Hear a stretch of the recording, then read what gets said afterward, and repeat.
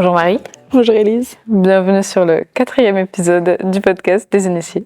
J'espère que tu vas bien. Je vais très bien, je suis très contente d'être là. Si tu pouvais te présenter en quelques mots ou quelques phrases. Je m'appelle Marie Marchal, j'ai tout juste 26 ans. Je suis diplômée de design graphique et du coup ça va faire 2 ans et demi qu'avec mon papa on a commencé une activité de tufting qui marche bien. En tout cas on arrive à faire quelque chose qui nous plaît. Donc voilà un peu où j'en suis et je suis très heureuse de la tournure que ça prend. Donc c'est chouette. Peut-être que tu peux nous en dire un peu plus ce que tu fais sur ton activité. Alors je vais créer en fait majoritairement des pièces dites en tapis avec de la laine synthétique. Mais après on est parti plus sur des objets décoratifs, donc on va avoir des tapis de différents formats. Mais on se base aussi beaucoup sur des miroirs, de la récup de chaises, de mobilier pour les retaper et les mettre un peu à notre goût avec du tufting.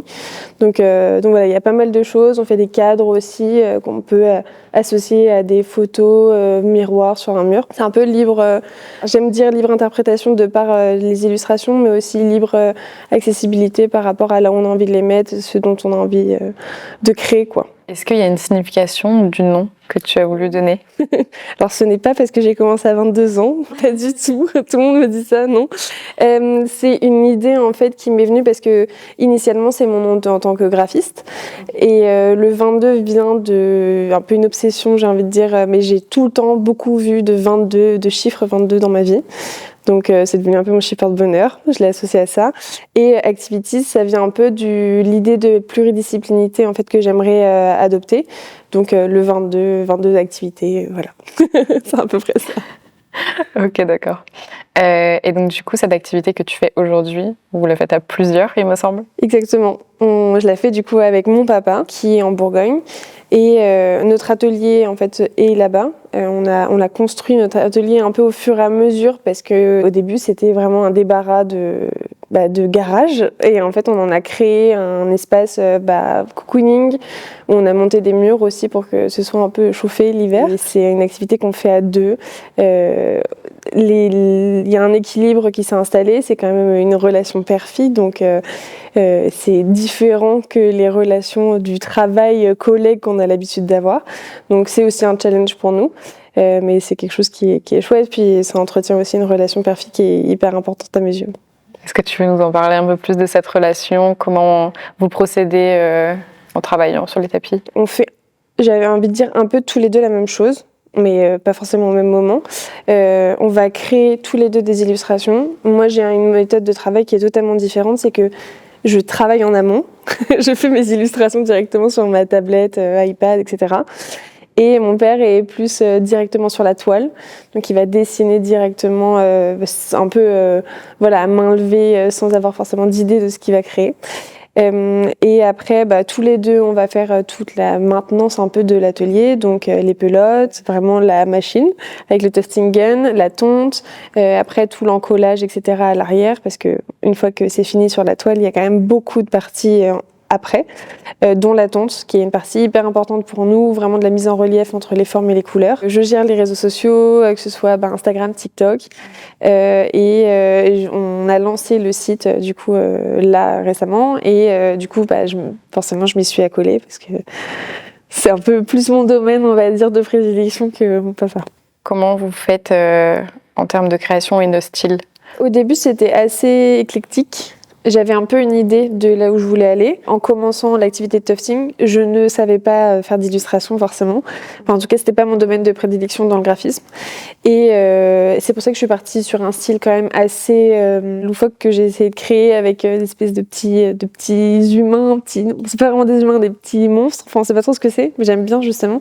Et après, mon père, de ça, j'ai essayé de lui apprendre ce que j'ai appris finalement dans ma formation, comment s'inspirer sans recopier, ce qui est quelque chose de très important, et de pouvoir créer vraiment notre univers, qu'on soit totalement différent des autres aussi, comment se démarquer vis-à-vis de aussi nos collègues dans le tufting. Donc c'était hyper important pour moi en tant que graphiste de justement avoir ma patte et être reconnaissable comme ça. Et peut-être que tu peux nous parler un peu plus sur justement cette notion de plagiat et de... Ouais, carrément. Heureusement, et je touche du bois, il m'est jamais arrivé rien de dramatique par rapport à ça, mais c'est quelque chose qui me touche parce que c'est quelque chose aussi qu'on apprend dans nos formations. Mais c'est d'autant plus important, j'estime, quand on est créateur vraiment de nos mains, on est artisan aussi. Ouais. Et du coup, c'était vraiment l'important aussi de créer quelque chose qui nous appartenait, qu'on voyait pas. On nous a déjà volé des images Ok. sur des applications, TikTok, etc., Instagram, en se faisant un peu passer pour nous, mais on n'était pas que les seuls volés. Donc c'est un peu perturbant parce que tu peux rien faire. Malheureusement, il n'y a pas beaucoup de choses dans les applications, enfin de police Instagram, etc., qui mettent vraiment des choses en place. Tu peux signaler en masse, mais donc c'était un peu la course-poursuite à récupérer enfin pas récupérer en fait, que le compte ferme et qu'on récupère un petit peu notre identité. Donc heureusement, on n'est pas sur un vol de compte Instagram, etc. Mais c'est des choses qui peuvent arriver. J'ai déjà vu des créateurs ou des amis se faire voler en fait toute leur identité aussi. Donc c'est assez c'est très démoralisant, surtout quand on travaille à fond pour ça et que on sait que se lancer en auto-entrepreneur ou en tant qu'artiste, etc., c'est des choses qui prennent du temps et qui sont pas faciles. Donc quand on arrive à devoir se battre contre des gens qui nous volent des choses, c'est quand même très perturbant. Donc oui, j'estime que faut peut-être poser des questions à certaines personnes qui sont spécialisées dans le domaine. Peut-être être plus renseigné que par rapport justement à nous, ces choses-là qu'on connaît pas, d'être formé vraiment à ça pour pas. Ouais, c'est un truc qui manque aussi dans les écoles. Ouais. Moi j'ai eu quelques notions, mais pas suffisantes, pas assez personnelles en fait. On était tous à des niveaux totalement différents de nos études et de notre volonté à vouloir entreprendre. Moi, j'étais déjà dedans et je savais que j'étais pas la seule, mais cette question, moi, je travaille pas directement pour un client en fait. Comme je travaille pour moi, j'ai un peu cette notion entre l'artisanat et l'artiste, et du coup, oui, j'aurais dû avoir pas un cours privé, mais en fait, ça m'aurait intéressé vraiment d'avoir une discussion avec quelqu'un qui est professionnel là-dedans et qui va pouvoir vraiment m'aiguiller sur mon projet.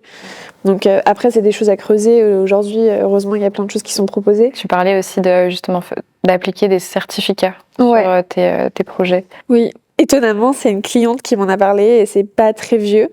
Elle a l'habitude d'acheter des œuvres à des artistes. Okay. Et moi, je lui ai fait une livraison à domicile. Et du coup, j'étais trop contente de la rencontrer, de lui donner. J'adore avoir le retour aussi direct sur les créations qu'on fait.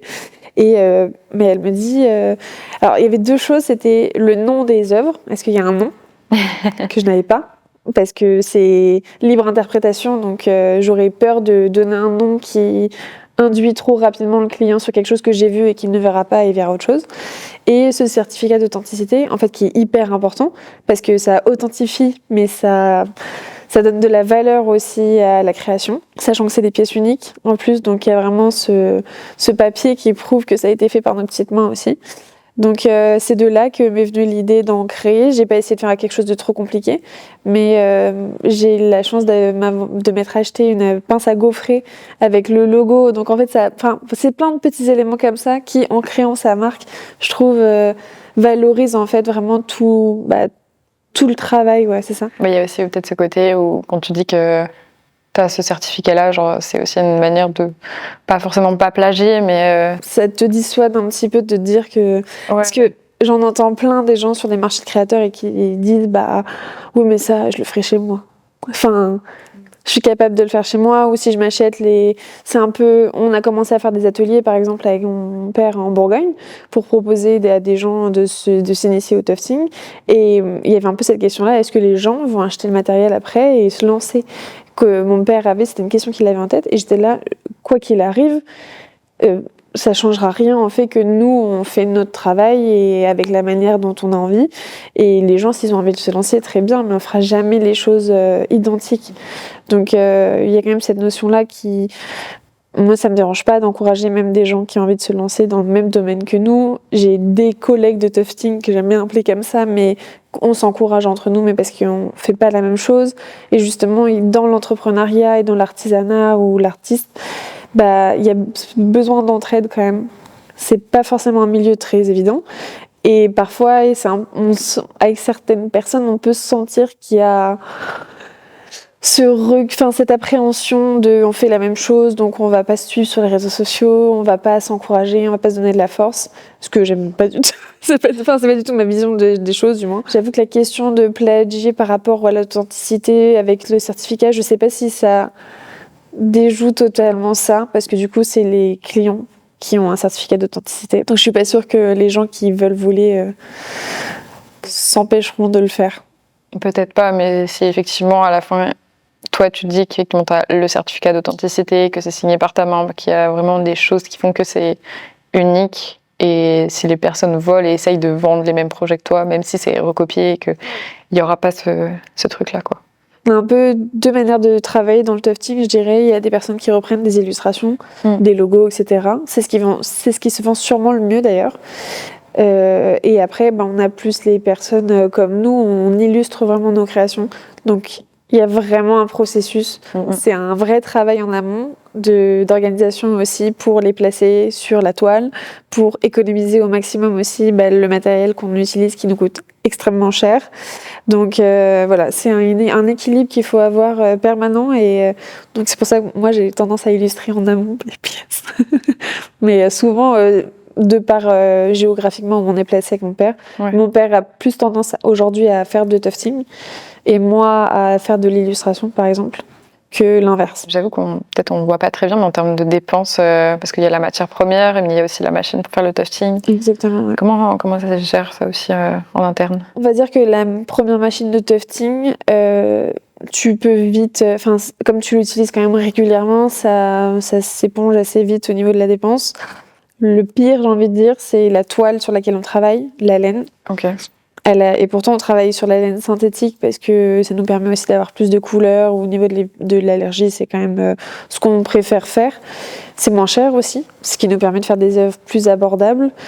Et on a aussi tout ce qui va être la colle, qui va être derrière. En fait, on se rend pas compte, mais ça coûte une fortune. La toile qu'on met encore par derrière. Enfin bref, plus les tondeuses, etc. Donc c'est compliqué pour moi aujourd'hui d'avoir un recul sur combien me coûte 1 mètre carré de tufting. Okay. J'ai mon copain qui heureusement m'aide en ce moment par rapport à ça. Parce que c'est vrai que c'est des choses aussi auxquelles il faut absolument penser quand on se lance dans ce genre de métier. Mais c'est des choses un peu reloues que tu as envie d'occulter et tu te dis je le ferai plus tard. Et c'est pas forcément du coup rentable pour nous à l'heure actuelle. Pardon. Donc ouais, tout coûte très cher. Et puis c'est sans compter en fait le temps que ça nous prend. Ouais. Parce que si on fait le cumul, ça coûterait extrêmement cher, beaucoup plus cher. Mais disons que c'est aussi un truc passion, donc j'ose espérer que d'ici quelques mois, j'arriverai à avoir du recul pour me dire que vraiment établir un juste prix par rapport au nombre d'heures de travail qu'on a et au nombre de dépenses aussi, sans trop vouloir trop économiser, parfois de tissu, etc., jusqu'à trop tirer la toile et en fait tout gâcher. Parfois ça peut nous arriver de vouloir vraiment économiser au maximum parce que c'est important aussi, puisqu'on a, en fait, au-delà d'acheter le matériel, on a énormément de pertes. La laine, en fait, t'as la moitié du fil que tu tonds, en fait, on se retrouve avec des sacs remplis de déchets, en fait, de laine, qu'on peut pas trop utiliser parce que c'est poussiéreux, c'est vraiment des fibres de laine, donc même nous on travaille avec, en général, j'essaye du moins, travailler avec un masque ou des lunettes de protection parce que c'est tellement microscopique. J'avais fait une story une fois où justement je venais de tondre et je faisais juste ça sur ma main et j'avais mes cumuls de poussière que tu ne vois pas en fait à l'œil nu. Donc c'est pas des choses qu'on peut réutiliser pour potentiellement bourrer des coussins après. Enfin je suis pas sûre que ce soit très bon. Réutiliser au maximum, mais peut-être qu'il y a des limites à cette réutilisation. C'est ça. On essaie de bien finir les pelotes sur des projets où justement on fait un peu des patchwork de formes et de couleurs. Okay. On a fait des chaises qui ressemblent un peu justement à ça, qui nous permet d'utiliser nos fins de bobines. Tu me parles de chaises, c'est des matériaux que vous récupérez ou c'est... Exactement, ouais. Alors j'adore la brocante, j'adore le vide-grenier, etc. Donc j'aime bien chiner et on est tombé sur les 2 premières chaises qu'on a faites, c'était des petites chaises d'écolier trop mignonnes dans une ressourcerie en Bourgogne. Et du coup, je me suis dit, mais pourquoi pas les repeindre, les rhabiller, changer les tampons, etc. Et c'est des choses qui plaisent bien. On a fait plusieurs chaises là encore cette année. Et l'idée, c'est pourquoi pas faire des tabourets, des bancs, mais vraiment que en recyclant. L'idée, c'est quand même un peu de trouver des pièces sympas, loufoques et créer son patron. Et après, advienne que pourra, quoi. Est-ce que peut-être que tu pourrais nous parler un peu plus du style que vous avez adopté Ouais. justement pour toutes ces... En fait, moi, ce que j'aime bien dire, c'est que c'est libre interprétation. Ok. Parce que vraiment, c'est pour moi hyper important. Et c'est pour ça que beaucoup de créations n'ont pas de titre ou de nom. Parce que j'adore voir pendant des expos des gens, quand on sort les tapis, ah, mais moi je vois ça, moi je vois ça. Et moi je dis, mais j'ai pas du tout vu ça. Et moi, ça me fait trop taper des barres. Je trouve ça vraiment excellent. Et justement, en donnant un nom, j'aurais un peu trop peur que ça les induise en erreur, entre guillemets. Mais j'ai plein d'inspirations, mais qui sont diverses et variées, pour de la couleur, même de la déco en général. Aujourd'hui, il y a beaucoup de déco colorée. J'ai une feuille que parfois je reprends dans pas mal de mes créations parce que voilà, c'est devenu une inspiration constante. Mais après, il y a un peu cette petite étoile en fait qui est tout le temps là aussi dans les créations, pas toujours, mais parfois, que j'aime bien utiliser un peu comme un personnage central, un peu de ce tableau. Donc parfois elle évolue avec d'autres personnages, parfois non. Voilà, c'est un peu. Je sais qu'il y en a certains où sur le site j'ai donné des noms, ça m'a fait penser à un parc d'attractions ou à un champ américain. Mais bon, après, j'aime bien justement la libre interprétation pour que ce soit accessible pour tous et que chacun y voit un peu ce qu'il a envie de voir aussi. Et dis-moi, est-ce que cette petite étoile, elle a une symbolique particulière? Pas tant. Ok. C'est un peu devenu la mascotte par hasard. Je l'ai trouvée mimi. Vraiment, je l'ai trouvée mimi. On en a fait plein des petites aussi qu'on a vendues, plus des formats pour accrocher au mur. Et mon père s'est donné comme exercice un peu de lui donner des expressions totalement différentes. Donc ça en fait vraiment un personnage hyper attachant et un peu loufoque. Donc elles sont un peu pleines de couleurs avec des regards totalement différents et les gens ils aiment bien. Donc en vrai moi ça me fait plaisir. Elle est sortie un peu de nulle part et elle s'est fondue un peu dans un univers qui est bien à elle. Donc elle a un pote aussi un peu orange comme ça. On sait pas trop ce que c'est. Si c'est un concombre de mer ou je sais pas. Mais vraiment j'aime bien. Genre quand je dessine, j'ai une espèce d'histoire dans ma tête. Ok. Ou potentiellement, là, je veux pas dire parce que j'ai pas envie de dévoiler mes secrets. Mais parfois je me fais une petite histoire de mon illustration. Tu dévoiles pas spécialement cette petite histoire, tu la gardes un peu pour toi en mode... Ouais, j'aime bien. Parfois, je peux la retranscrire dans les titres. Là, il y a 3 pièces un peu longues qu'on a faites qui sont destinées à être accrochées au mur. Okay. Où il y en a une, foncièrement, on voit que c'est un fond marin. Mais je l'adore. Et là, peut-être que c'est un peu trop direct, mais aussi parfois ça peut m'arriver. J'ai pas de limite dans ce que je crée. Je crée je mets du temps à créer une illustration, mais quand elle me plaît, je vais pas la changer par prétexte que potentiellement ce sera trop défini comme un monde marin ou l'autre pas assez. Je me laisse libre cours en fait à mon imagination. C'est ce que j'aime bien. Tu parles de laisser libre cours à ton imagination, mais c'est quoi justement ces éléments déclencheurs qui vont faire que tu crées ces illustrations? J'ai pas d'éléments déclencheurs. J'aime bien me poser, illustrer. Parfois, ça va rien donner du tout. Parfois, je vais en pondre 6 d'un coup. Ça dépend vraiment. Il y a des choses qui peuvent m'inspirer dans des expositions, etc. Où j'aime bien feuilleter des magazines, mais je peux aussi beaucoup m'inspirer de ce que j'ai déjà fait dans des formes. Ça m'arrive souvent de scroller sur mon Instagram aussi pour me dire « Ah oui, c'est vrai que j'ai fait ça, c'est un motif que j'aime bien, comment je vais pouvoir le réadapter dans cette illustration ?» Mais c'est perpétuel en fait, j'ai pas de début, c'est jamais schématique en fait quand j'illustre. C'est vraiment je pars d'une forme. Ouais. Parfois ça peut être l'étoile, parfois pas du tout. Et après j'évolue autour de ça. Et après j'ai des sources d'inspiration aussi sur Pinterest où je vais pouvoir aller voir des gens qui font totalement autre chose, mais juste cette toute petite forme elle est trop sympa. Qu'est-ce que je vais pouvoir en faire? Puis je vais commencer à la dessiner, puis après à la faire évoluer. Et puis C'est pour ça que l'idée de l'inspiration est très important, mais sans plagier, vraiment en faisant évoluer à sa sauce. Et ça, c'est un truc que j'ai essayé et que je pense en partie avoir réussi à faire comprendre à mon père. C'est vrai, c'est hyper important de pas s'approprier quelque chose qui est tombé dans le domaine public, on va dire. Quand j'avais vu tes tapis sur ton compte Instagram, ça m'avait beaucoup fait penser à du papier découpé, où je pensais justement que ton processus de création, ça passait par ça. Mais peut-être que tu as d'autres moyens aussi pour te renouveler en travaillant sur d'autres médiums que celui-là. Oui, c'est un peu en lien avec le nom que j'ai donné. Ouais. C'est que j'essaye de créer au maximum sur plein de surfaces. Le papier découpé, c'est une méthode que j'avais déjà expérimentée en prépa, que j'avais beaucoup aimé parce que justement je ne savais pas dessiner les nus, donc j'avais fait du papier découpé et justement on en avait parlé, je me souviens, et que c'est quelque chose carrément que je pourrais réutiliser aujourd'hui pour, parfois tu peux être carrément en page blanche, panne d'inspiration, donc ça peut être hyper intéressant. Je fais beaucoup de tablettes quand même. Après, je suis graphiste à côté, donc il y a quelques trucs où parfois, même en faisant une bourde, je me dis « Oh, sympa !»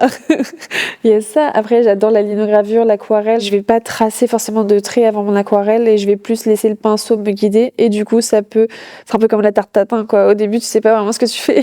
Après, tu la retournes et enfin voilà, et ça a fait un super bon dessert. Je fonctionne un peu à ça, genre ça peut être des échecs qui donnent quelque chose pour la suite. J'ai pas un catalogue de formes, par exemple, où je vais les associer. Je pourrais, il y a des choses quand même qui se répètent, mais c'est jamais les mêmes. J'ai pas de petits pochoirs où je trace autour. Je pourrais avoir des gabarits pour dessiner directement sur l'étoile, mais en l'occurrence, c'est un peu au compte-gouttes. Mais j'aime bien justement, parce que je sais jamais vraiment trop ce que je vais faire et parfois c'est relou, ça prend 1000 heures à faire une illustration et parfois j'ai vraiment une source d'inspiration constante et c'est trop bien. On parlait justement de différentes formes et tout, mais ça peut être aussi un moyen aussi une source d'inspiration, le fait que tu travailles sur différents supports. Ouais, carrément. Justement, du coup, ça laisse un peu l'erreur plus facile sur certains supports que là où j'ai la tablette, en vrai, c'est super. Mais c'est aussi, on peut vite revenir en arrière. On a le CTRL Z, etc. Sur l'aquarelle, sur la linogravure, tu t'es trompé. Tu peux pas remettre tes morceaux en place, tu peux pas effacer sur ton papier. Donc c'est aussi ça qui est chouette, c'est que ça te laisse des petites anecdotes du coup où tu te dis j'ai créé ça à partir de ça et en fait c'est parti d'une erreur qui en fait n'est pas forcément une erreur, c'est juste t'essaies quelque chose de nouveau finalement. Donc c'est ça aussi le processus qui est cool. J'aime pas trop me terrer dans quelque chose de régulier et de monotone. Ça m'intéresse pas trop. C'est pour ça peut-être qu'il y a pas mal de couleurs aussi. Exactement. Mais c'est aussi parti du fait que alors, ça vise à quand même évoluer vachement, je trouve, en ce moment. Il y a beaucoup de couleurs dans la décoration, on va dire, de grandes marques du mobilier. Mais avant ça, en fait, on était sur des tapis beiges, des tapis blancs, des tapis très monotones. Après, même moi, parfois, chez moi, ça m'est arrivé d'avoir un tapis comme ça. C'était juste pour répondre aussi à une sorte de demande où les gens disaient ça, j'ai jamais vu ça, on voit jamais. Et c'est à contrario un peu la balance qui est compliquée où parfois les gens ils nous disent c'est super, c'est dommage, j'ai pas de petits-enfants. Je suis c'est pas forcément pour les enfants. Il y a vraiment ce truc de l'association entre la couleur et l'enfance. Et ça, c'est permanent et c'est un peu mon combat. Comme si une fois qu'on avait passé un certain âge, on n'avait plus le droit de porter de la couleur, décorer son intérieur en couleur. Je sais, c'est trop triste. Moi, j'ai envie d'être un enfant toute ma vie. Si c'est comme ça, Et justement, ces tapis, après, toi, tu as des retours de comment les personnes elles les disposent dans leur appartement, comment ça se passe C'est ça qui est trop cool. C'est un peu le problème que j'ai, c'est que la maison dans laquelle je travaille n'a pas forcément la DA de mes tapis. Donc c'est un peu difficile parfois de les caler pour prendre des photos et pour vraiment permettre aux gens de se projeter. Et du coup, ce qui est trop bien, c'est que je reçois pas tout le temps, j'aimerais plus, mais des photos de mes clients qui installent leur création. Et parfois, j'étais mais trop bien. J'aurais pas du tout pensé à faire ça, mais c'est trop cool, comment ils l'ont disposé. Parfois, il y en a même qui m'ont acheté des tapis pour le sol, qui les ont accrochés au mur. Enfin, la libre interprétation, elle est même dans la disposition du tapis, et c'est ça que j'aime bien aussi. Et j'avais une commande aussi d'une dame qui m'avait acheté un tapis, mais pour faire un centre de table. J'étais, mais c'est super! Quelle image, trop bien! Enfin, et c'est cet échange-là avec les clients que j'adore, c'est parce que c'est les gens, déjà, ils viennent te voir parce qu'ils aiment ce que tu fais en général, et ils sont intéressés vraiment par ta méthode, ta production, etc. Et du coup, ils ont envie de partager avec toi. Et du coup, cette dame-là, j'étais allée livrer ce tapis-là chez elle. On l'avait installé ensemble sur sa table et on avait discuté. Et c'est super, quoi. Enfin, moi, j'adore le fait de pouvoir créer des liens avec des personnes qui juste en fait aiment ton travail. Ça donne un petit coup aussi de boost en se disant, en fait, il y a plein de choses à explorer. C'est pas qu'un tapis. Et même si j'adore les tapis, mais c'est pas qu'un tapis, et c'est aussi potentiellement une chaise, un banc, un centre de table. Une descente de lit, enfin il y a plein de choses. Donc c'est un peu ça qui est cool avec les clients. Tu fais plus de commandes ou plus de tapis? Ça varie, j'ai des commandes, c'est ce que j'aime bien faire aussi. Donc c'est des projets qui sont cool pour moi, mais qui me prennent d'autant plus de temps, parce que du coup je fais des illustrations en amont pour donner 3 choix d'illustrations. Après on choisit ensemble 3 choix de couleurs. On choisit et après seulement du coup ça part en prod. C'est cool parce que du coup ça me permet aussi de sortir un peu des sentiers battus, justement parfois des trucs un peu trop établis que j'ai pu créer. Et à la fois on vend aussi beaucoup de pièces qu'on a créées tout seul, j'ai envie de dire, avec notre petite tête en exposition. Donc c'est cool, c'est que de toute façon dans les 2 cas ça fonctionne. Et parfois moi j'aime bien proposer justement des créations personnalisées. Enfin, quand je dis personnalisées, c'est toujours dans notre univers à nous, mais parce que les gens ils ont vraiment envie de créer en fait leur pièce unique pour chez eux à tel endroit parce qu'ils l'ont pensé comme ça. Et du coup je trouve ça très touchant en fait. Moi je suis très fière de me dire que les gens ils ont pensé à nous pour créer une pièce parfaitement pour chez eux ou pour offrir. Justement, tu parlais de marché et tout. C'est un moyen aussi d'en vendre. On a sorti le site que là récemment, donc c'était majoritairement qu'à travers les expositions qu'on vendait, les marchés. Après les marchés, les expositions, ça a un coût, d'autant plus à Paris. Ça n'existe pas en fait, les expositions gratuites à Paris, c'est... Je réfléchis, mais je crois même pas en avoir fait une. Et je sais que c'est le problème pour beaucoup de créateurs, parce que aujourd'hui, avec les sous qu'on gagne, moi je les investis dans ces marchés-là. Je me rémunère pas. Donc soit c'est de l'investissement pour du matériel, soit pour des expositions. J'ai déjà exposé, par exemple là à Nantes avec les gamins, c'était gratuit et c'était trop cool. Et c'est associatif aussi, donc ça prend une autre ampleur. Et à Nantes, il y a beaucoup de choses qui sont mises à disposition pour les artistes. À Paris, c'est très compliqué, donc c'est des moments exceptionnels, mais tu payes des moments exceptionnels. C'est trop chouette, les expositions. Tu rencontres en fait tous les créateurs, les artistes qui t'entourent tous les jours, que tu connais pas forcément parce que tu les suis pas sur Instagram, parce qu'aujourd'hui ça passe quand même par là, que tu les croises pas forcément dans la rue, enfin ils ont pas forcément de galerie ou d'atelier avec une vitrine sur la rue. C'est aussi se faire des amis, parfois, donc c'est trop cool, des collègues... J'aime bien les appeler comme ça, mais voilà, des gens avec qui, sur le long terme, tu vas pouvoir avoir des discussions, tu vas pouvoir avoir de l'entraide. Et c'est un peu ça aussi que je vais chercher dans les marchés. C'est pas, je vais pas que vendre. J'ose espérer que je vais vendre, parce que forcément, on est là pour ça aussi. Mais tu sors jamais déçu, même si t'as pas vendu. Ou si t'as vendu très peu, ou si t'as pas tes objectifs. Parce que en général, tu rencontres toujours des gens qui sont chouettes et qui t'ont aidé aussi à passer un super bon week-end en général, et qui vont pouvoir te donner en fait des conseils, puisque on commence tous quelque part un jour, donc on n'a pas du tout les mêmes approches, on fait pas du tout la même chose, donc c'est hyper gratifiant. Tu parlais justement de recevoir des conseils aussi entre collègues. Toi, qu'est-ce que tu pourrais donner comme conseil justement à des personnes qui se lancent? De s'accrocher à l'idée de se lancer déjà, parce que je vois pas pourquoi... moi, j'ai rien fait de particulier en plus. J'ai pas le privilège de me dire que je suis autodidacte à 100%. On était 2, et c'est ce qui me permet aussi aujourd'hui d'en arriver là. Mais ouais, de pas avoir peur de se lancer, et d'avoir potentiellement un travail alimentaire aussi à côté, et de faire sa passion d'un autre côté. Je pense qu'on est une génération qui fait que... On n'a pas forcément envie de se terrer dans un CDI ou quoi, et qu'on est très entrepreneur. Donc, je suis même pas sûre que j'ai des conseils à donner, parce que je pense que... Non mais c'est vrai, je pense que chacun a un peu en lui quelque chose qui qu'il a envie de pousser. Après, forcément, on est plus aventurier ou non. Donc, mais moi, en vrai, c'est grâce à mon père que quand même j'ai réussi à en arriver là et faire quelque chose qui me plaît vraiment, parce que c'est pas du tout lui son secteur de base. Donc, c'est quand même un rêve d'aujourd'hui me dire que je peux entreprendre vraiment dans quelque chose qui me plaît.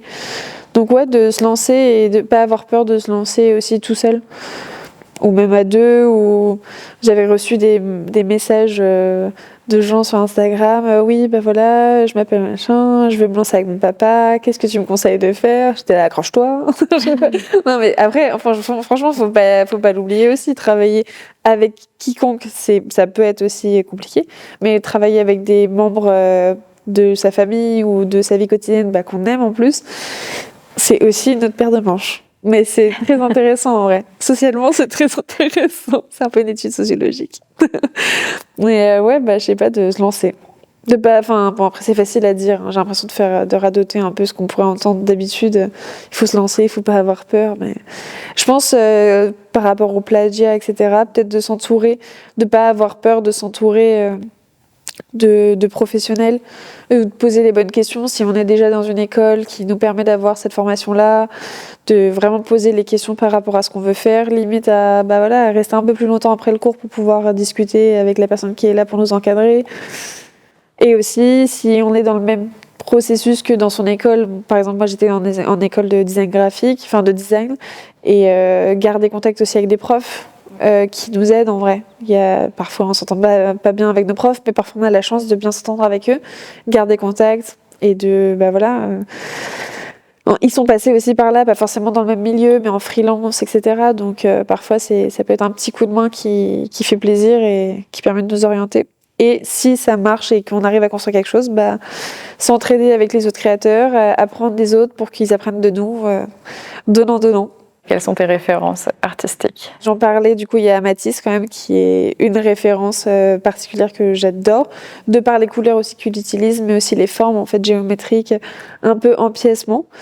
Et j'aime bien Murakami pour la couleur. Ça a été une grosse source d'inspiration, ça l'est toujours, mais vraiment justement ces aplats de couleurs permanents dans toutes ses créations. Donc après, je suis inspirée quotidiennement, on va dire, par... en fait, quand même, on va pas se mentir, les réseaux sociaux, on est quand même vachement stimulés, parfois un peu trop. Mais même, il y a beaucoup de collections de décorations qui sortent. Le damier est vachement revenu et c'est quelque chose que j'adorais et que j'ai remis. J'adore le léopard. Bon, je me suis pas remis au léopard quand même, mais je pourrais. Non, mais c'est pas trop le style. Les couleurs flashy, mais en fait ça c'est très personnel parce qu'en fait il y a plein de gens qui comprennent pas forcément, qui ont du mal à se projeter avec la couleur justement. Mais je sais pas, j'aime bien. En fait, ma source d'inspiration c'est le cercle chromatique.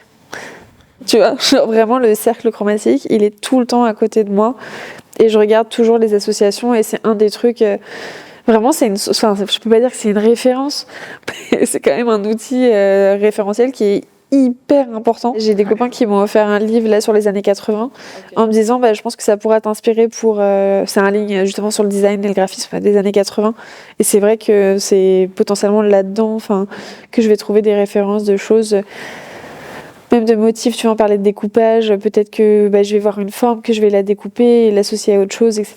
Et en fait, c'est tellement infini que les références, elles changent un petit peu de jour en jour. Tu parlais de projet 2025, est-ce que tu as en tête des gros projets qui arrivent? J'ai des expositions qui sont prévues. Là, j'en ai une pour décembre, donc on parle encore 2024, avec bande de créateurs. Donc c'est les premiers avec qui on a commencé à faire des expositions. Donc j'adore, c'est un gros truc où il y a beaucoup de créateurs, mais c'est très très chouette. Okay. C'est vraiment de l'entraide là pour le coup. Je trouve que c'est très humanisant.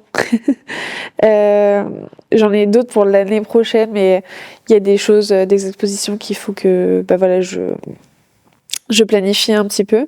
Après, j'aimerais bien proposer aussi dans des gros salons pour montrer un peu le savoir-faire. J'ai lancé le site, donc pour moi, c'est déjà un bon truc sur la checklist.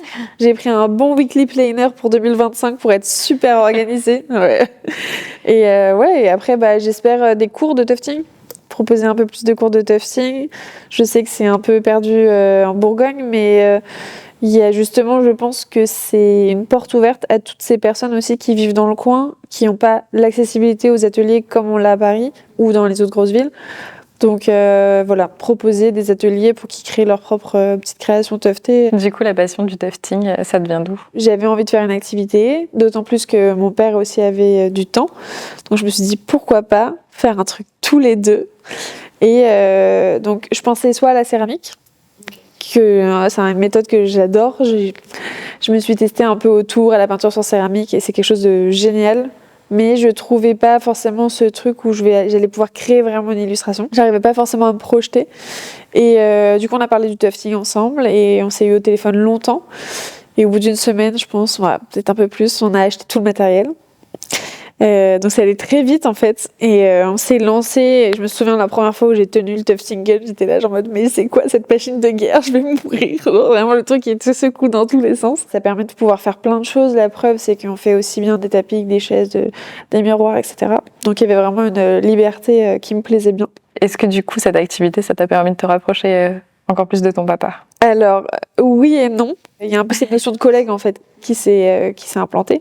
Et parfois, on a tendance à s'appeler ou à se voir beaucoup autour du tufting.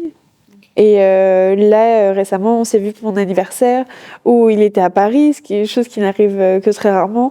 Et c'était bien aussi d'avoir un moment père-fille, en fait. Ouais. C'est important justement d'avoir cet équilibre-là et de...